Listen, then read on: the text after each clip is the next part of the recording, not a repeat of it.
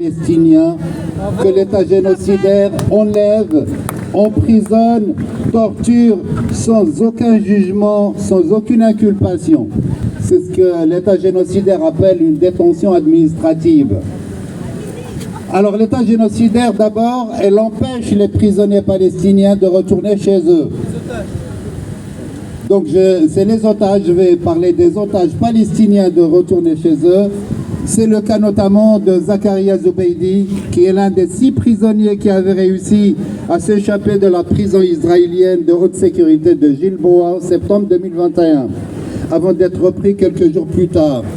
Le journal israélien Israël Hayom avait écrit juste avant sa libération: Israël empêchera le prisonnier palestinien Zakaria Zubeidi de retourner à Jénine en Cisjordanie. Deuxième chose, l'État génocidaire empêche les prisonniers palestiniens et leurs familles de se réjouir de leur libération en utilisant des méthodes terroristes. 12 Palestiniens ont été blessés à Beitounia par l'armée de l'Israël de l'État génocidaire à cette occasion, et 2 à Kobar au nord-ouest de Ramallah. Nir Dvori, correspondant de la chaîne israélienne Channel 12, raconte: les forces israéliennes arrêtent et bandent les yeux des Palestiniens en Cisjordanie pour les dissuader de célébrer la libération des Palestiniens des prisons israéliennes. L'armée israélienne confisque les drapeaux et les équipements destinés au rassemblement et distribue des tracts appelant les habitants à s'abstenir de participer aux manifestations.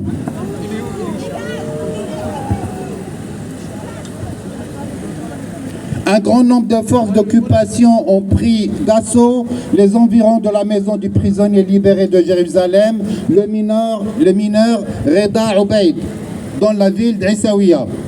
Les forces israéliennes lancent des bombes lacrymogènes près des bus transportant les prisonniers, les otages palestiniens libérés près de Ramallah, et prennent d'assaut le domicile du prisonnier Youssouf Abdel Dayem dans la ville de Anabta près de Toul-Karem.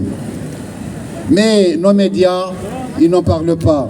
Pas un mot de ces atrocités de l'occupant, alors qu'ils n'ont pas manqué de reprendre les déclarations outragées du régime génocidaire.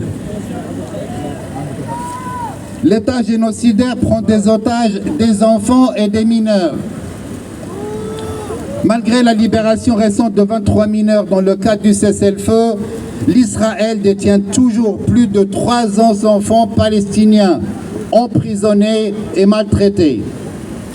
Ainsi, l'Israël n'a toujours pas relâché Ahmed Manasra, emprisonné en Israël depuis l'âge de 12 ans, torturé et souffrant de ce fait de problèmes de santé mentale. Israël détient 3376 otages palestiniens détenus sans inculpation. Parmi eux, plus de 300 enfants palestiniens. Et depuis le 7 octobre 2023, les arrestations et les mauvais traitements se sont intensifiés. L'État génocidaire invente des combattants illégaux. C'est une invention israélienne de cet État génocidaire. Il serait quelques 2000 Palestiniens. C'est le cas de Gazaoui, qui, en l'absence de toute preuve, qu'ils soient médecins, journalistes, secouristes ou patients,